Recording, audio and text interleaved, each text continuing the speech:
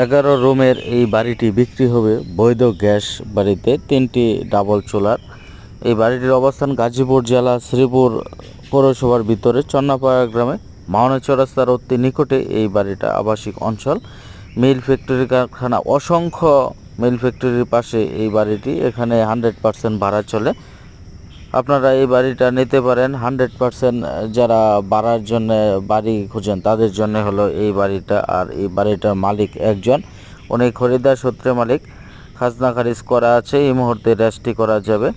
এখানে 11% জমি এবং 11টি রুম, প্রতি রুম ভাড়া চলে 3000 টাকা করে।